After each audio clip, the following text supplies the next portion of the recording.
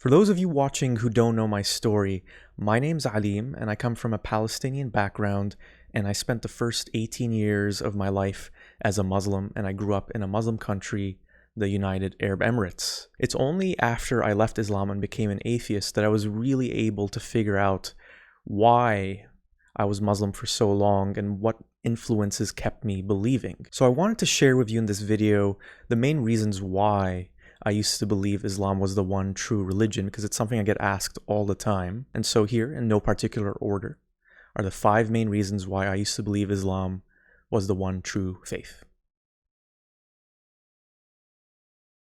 The first one I'm going to talk about is a pretty straightforward one, and it's one that I think most formerly religious people can relate to. It's the fact that everyone around me told me that Islam was true.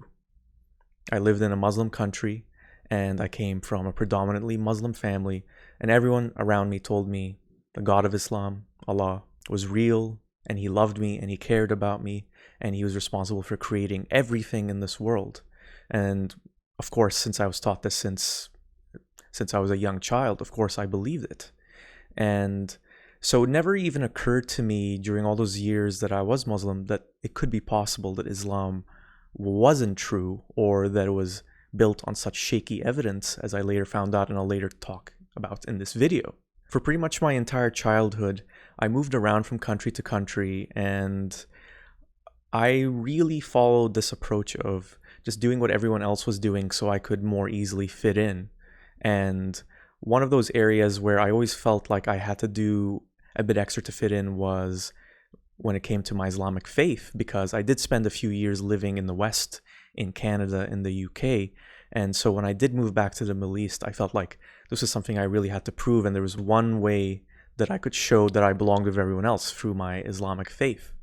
And so that really kept my faith going for quite a long time. And it was only after I returned back to the West, to Canada, that the big doubts about Islam being true started coming up.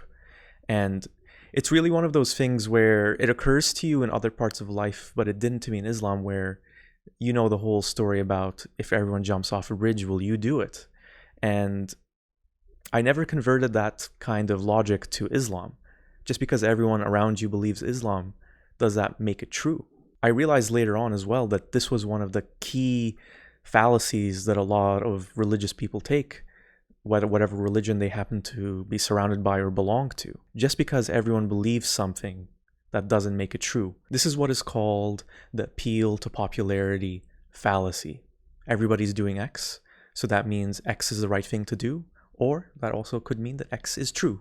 But that is simply not the case, and it took a long time for me to really figure that out for myself.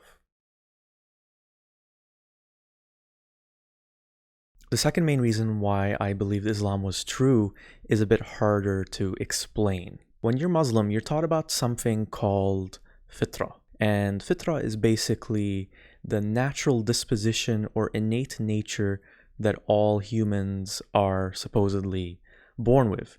And it is in this innate nature that Allah plants Himself. There is a desire to connect with Allah and to know Him and be with Him that is deep within the kernel and essence of our being.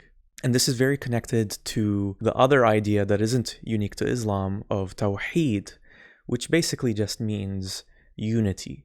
There's one God and there's nothing greater than Him, and we all yearn to be back with God. So when we talk about fitrah, it's this natural innate understanding of Tawheed being the truth. And this is something that is talked about in the Quran. Now here's the thing that makes this idea so effective in keeping people believing in Islam. What I was taught and what countless millions of Muslims are taught is that if you're ever having problems in your life, if you're suffering from anxiety, depression, any kind of problem, any kind of challenge in life, and you're feeling unhappy, the reason is often because you have detached yourself from the fitrah, the innate nature that you were born with. You've distanced yourself from it and you have to connect to it. So even if you have doubts about Islam, or you have some aspects of Islam that don't make sense to you, the reason isn't because Islam isn't true. The reason is because you have disconnected yourself from it. So the answer is to pray to Allah, to get closer to Him, to understand how you are incorrect in thinking that Islam could be possibly wrong. The worse things get for you, the more you should cling to Islam. And when you use that kind of psychology on people, it's going to be very unlikely that they'll ever want to leave, because leaving is like escaping your own innate nature.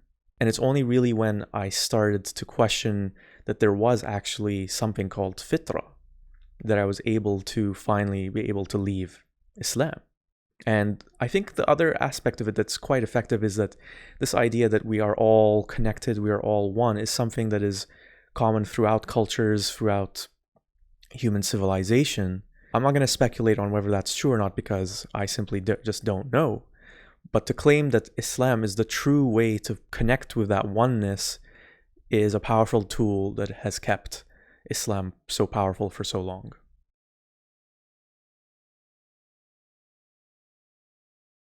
And now we come to what is probably the most controversial of the reasons I left Islam that I'm going to talk about in this video. And it's the hill that most Muslims will die defending: the claim that the Quran is a perfect miracle. This is something that I used to believe as a Muslim myself, and that I continue to believe up until the day that I left Islam. So what this claim is basically saying is that there's no conceivable way a human being could have come up with something as beautiful and eloquent and perfect as the Quran is. And one of the main ways that Muslims will prove this is with something called the Quranic challenge. Now, this challenge comes from Allah Himself in the Quran. Allah challenges non-Muslims to come up with just one chapter as good as one in the Quran. The argument goes by Muslims that no human being has ever been able to meet this challenge. One of the reasons why Muslims claim that doing so is so difficult is because the Quran is beyond categorization. I'm not going to go too in depth about why Muslim scholars believe the Quran is beyond categorization, because that video would take several hours to really delve into. But essentially, their argument is that everything in the Arabic language can either be prose or poetry, while the Quran is neither prose nor poetry, but some transcendental combination of both. The Quran cannot be poetry because it doesn't follow the patterns or structure of any of the recognized forms of poetry in Arabic, but is rather a unique form. And the Quran is not prose because it is too melodic in its structure and language to simply be prose. So the conclusion has to be that it's some other third thing. Now, this is something that is hotly debated outside the Islamic community, and comparisons have been made between pre-Islamic poetry and the Quran to show several similarities between them. But here's what makes it so hard to get rid of this idea that the Quran is beyond categorization. Muslims will say that only Arabic speakers who are very familiar with the Arabic language from 1400 years ago and the various poetic forms that existed back then can really speak to whether the Quran fits those categories or not, and that Arabic speakers today just simply don't have that knowledge unless they happen to be scholars who have studied this field for many decades. So what this means is that the opinions of the vast majority of the world population today is simply invalid because they don't have the experience of a small minority of Arabic scholars. And here's the thing: those Arabic scholars are most likely devoted Muslims who are biased in wanting to prove that the Quran is a miracle. And the ones who aren't Arab or Muslim are bragged about often in the Muslim community. But if anyone comes with a conclusion that diverges from that view that the Quran is beyond categorization, then they're of course dismissed as not being natural Arab speakers or for being biased against Islam for whatever reason. But the reason why I don't want to devote any more time to investigating the claim that the Quran is beyond categorization as its own unique form is because there's a problem with the Quranic challenge. Here are a few questions I asked myself about the Quranic challenge when I started doubting Islam. Number one, what criteria are being used to determine if something meets the standard of the Quran? And number two, who is judging or assessing whether the man-made verses meet the quality of the Quran? And with these two questions, you can see the obvious problems with this challenge. Criteria for assessing whether something is as perfect as the Quran do exist, but they are ridiculously unscientific. Examples of the criteria include whether the man-made verses can make people spontaneously burst into tears like the Quran can make people, which is something that is completely ludicrous, because if you're looking at the Quran and you believe that it's truly from the creator of the universe, obviously that will elicit some great emotions from you. Is it the words or is it the belief of where they come from that elicit the emotion? And if you know that these verses that are being tested are man-made, then you will probably reserve your emotions. But beyond that, it's this idea that the Quran is perfect in a literary sense that I find so problematic. There's no such thing as an objectively perfect book. There's no such thing as an objectively perfect work of art. It's all subjective. So how can you say that the Quran is perfect in a literary sense? Muslim scholars will say that the Quran is perfect in the meanings that it conveys, and it is also perfect because it doesn't waste any words or letters in conveying those meanings. This is arguable, of course, because the Quran has a lot of repetition in it. But is that necessarily an indication of literary perfection? For me, it seems impossible to be able to assess these criteria in an objective way, and that's not even without getting into who is assessing this challenge. If you're using Muslim scholars to assess whether man-made verses are equivalent to the Quran in perfection and beauty, they're obviously going to be biased in this challenge. If they somehow accepted that those man-made verses are equivalent to the Quran, that would mean the destruction of the foundation of their religion. Are they going to do that? Probably not. But this all still won't be enough to dissuade Muslims from their claim that the Quran is a miracle. Beyond the Quranic challenge, what they'll also point to are the various supposed scientific miracles and prophecies in the Quran, as well as the numerical miracles that exist in the pages of the Quran. Now, these miracles and prophecies were all things that I was taught as a child and that really convinced me. And once again, it's only after I took away the lens of belief from my eyes that I was able to see how ludicrous these miracles are and how bad they are as examples of the Quran's supposed miraculous nature. There's a lot of examples of supposed scientific miracles in the Quran that I can talk about, but they all essentially have this one claim that there's scientific knowledge in the Quran that was not known to humans at the time. But if you really look at these scientific facts that are supposedly in the Quran, they're often either being interpreted in a very generous way, or they just simply don't say what they claim to be saying. I'm going to talk about one example that a lot of Muslims like to refer to, and it's the verses in the Quran that supposedly accurately depict the development of the human embryo. So in Surah Al-Mu'minun, verses 12 through 14 talk about how Allah created man from an extract of clay and then placed them as a sperm drop in a firm lodging, i.e. the womb, before making the sperm drop into a clinging clot and making the clot into a lump of flesh and making the lump into bones and so on and so forth. Now, when you read those words, sure, you can kind of fit them to our modern scientific understanding of how a human embryo develops. Does it really offer any specifics that prove some sort of scientific insight? I don't think so. When it talks about how humans are from an extract of clay, obviously we don't come from clay. So what Muslims will do is they'll make that wording fit our modern scientific understanding. And if that fails, they'll just say, oh, it's meant as a metaphor. And this is the game the Muslims play with all of these scientific miracles.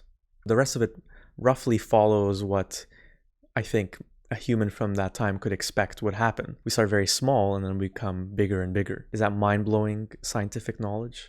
I'll let you decide. Muslims will also point to supposed prophecies that can be found in the Quran's pages.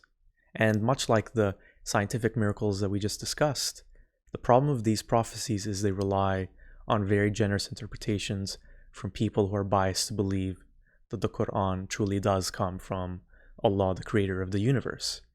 Here are a few examples. One of these verses is used by Muslims to prove that the Quran predicts dynamite. And of course, there's nothing specific in that verse to indicate that it is dynamite that is being mentioned here.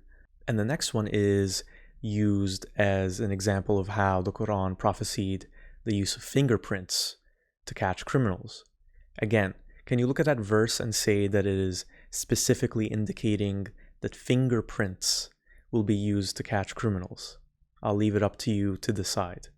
Of course, you can interpret it to fit that understanding, but what I came to realize about a lot of these prophecies in particular is Muslims around the world have spent countless thousands and probably millions of hours poring over the Quran, searching for hidden meanings, additional meanings, layers upon layers of meanings. And I bet you that if you look at a lot of different kinds of books, you'll be able to find different ways to interpret the words in them. And that does take me to another claim that Muslims make, that the Quran is filled with numerical miracles that prove it couldn't have been made by a human. They'll point to how the number of times that man and woman are mentioned in the Quran are equivalent, or the number of times that life and death are mentioned. And they'll say that, well, if you look at the Quran, the word day is mentioned 365 times. And again, this is the kind of stuff that you'll find in any long enough book if you spend enough time. And another example of the numerical miracle of the Quran that I remember being taught as a child is Surat Al-Kawthar. Now, this is a very short chapter in the Quran, and I couldn't remember the specifics about what made it so special, but looking it up, sure enough, I found someone talking about it. So this chapter is an example of how the Quran is a miracle, supposedly, because each of its verses has the same number of letters. The most frequently occurring letter occurs 10 times. There's 10 different letters in the chapter. And this is the kind of numbers game that you can play all day, and it can drive you crazy. Anyone who's seen Jim Carrey's The Number 23 will know what I'm talking about. But even after all of this, Muslims will still say, then how do you explain where the Quran came from? The Quran itself calls Muhammad the unlettered prophet. So if he didn't do it, where did it come from? And the answer is, I don't know where the Quran came from. What I do know is all this evidence that I've just listed is not enough to convince me that the Quran had supernatural origins, let alone that it comes from the one creator of the entire universe. Here's the thing that a lot of Muslims just can't wrap their minds around. Just because you can point to a few things in the Quran that you can interpret to match our current scientific understanding, and just because there's a complexity in the poetry or in the numerical coincidences in the Quran, that doesn't make all of its claims true. A fiction book can have a true claim and just be made up nonsense otherwise. So even if we were able to determine that the Quran couldn't have been man-made, does that necessarily mean that we can exclude all other possibilities beyond the Quran coming from the creator of the universe? It doesn't. This is an extreme and silly example, but can we definitively rule out that the Quran couldn't have come from a race of super powerful, super knowledgeable aliens that sent the Quran to mess with us? No, we can't.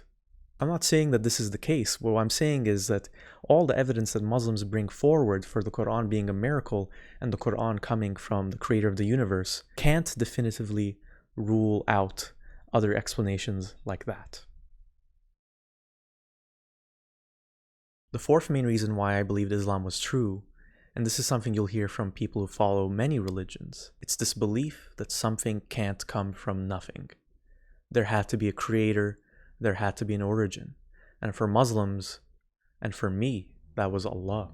And so the argument goes, look at the trees, look at the sky, look at the rivers, the mountains, the planet, the universe. Look at it in all of its beauty and wonder and amazement.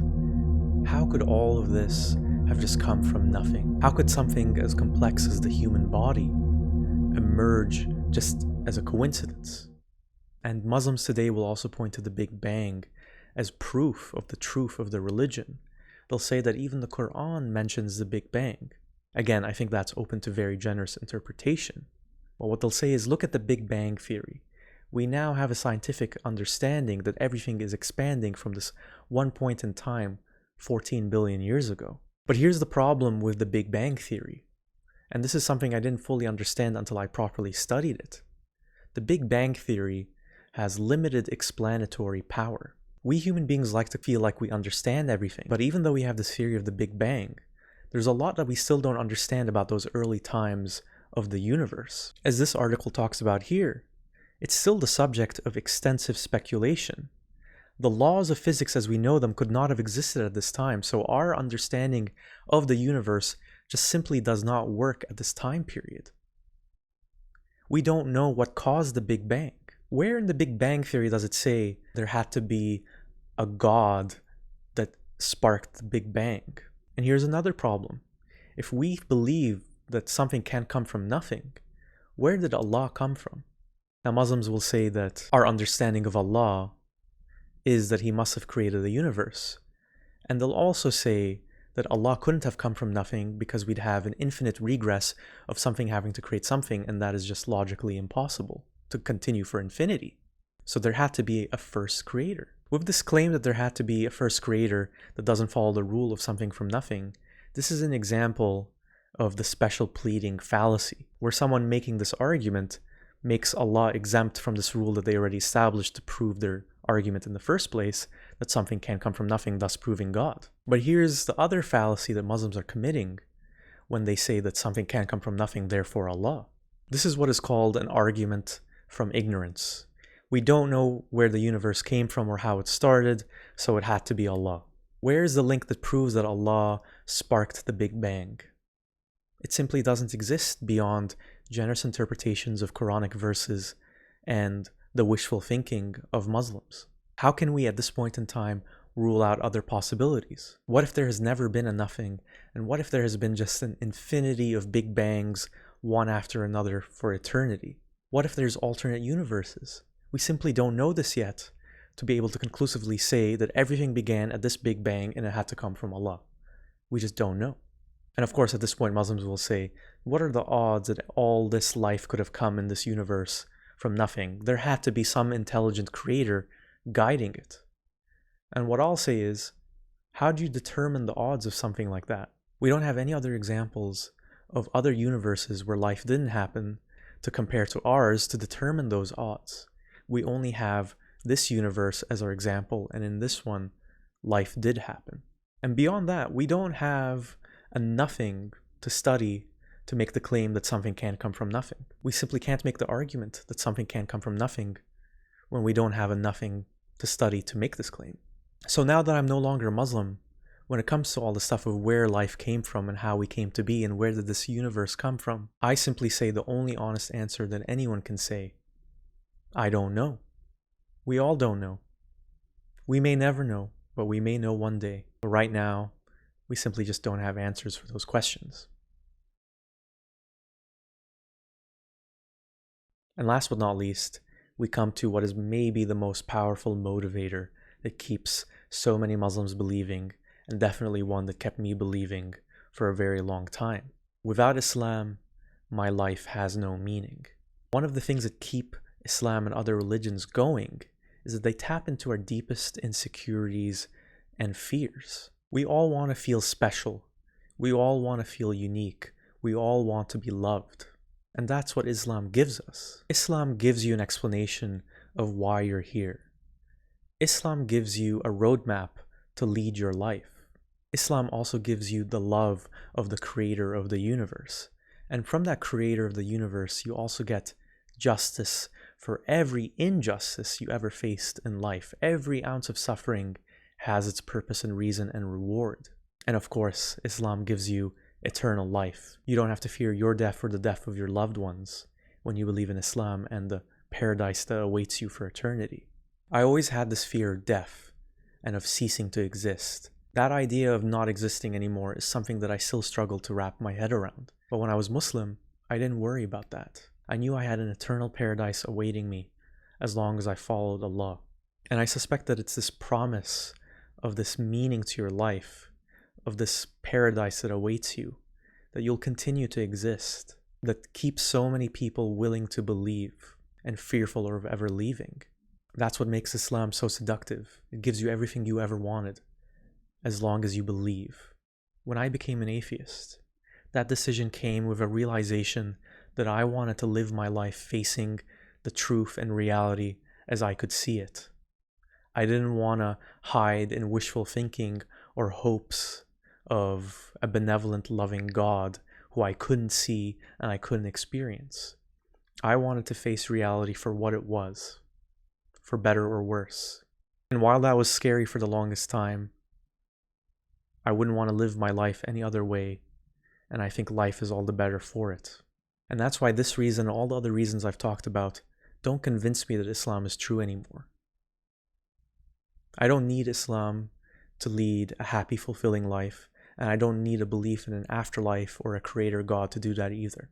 This life is the only thing we know we have for sure, so I want to make the most of it. That's why I make these videos. I want to make the world a better place, and I think one of the best ways to do that is to get rid of religions that just give us wishful thinking and terrorize us when we don't obey. Thank you for watching this video. I'm Alim, and I'll be back with more videos on this channel very soon.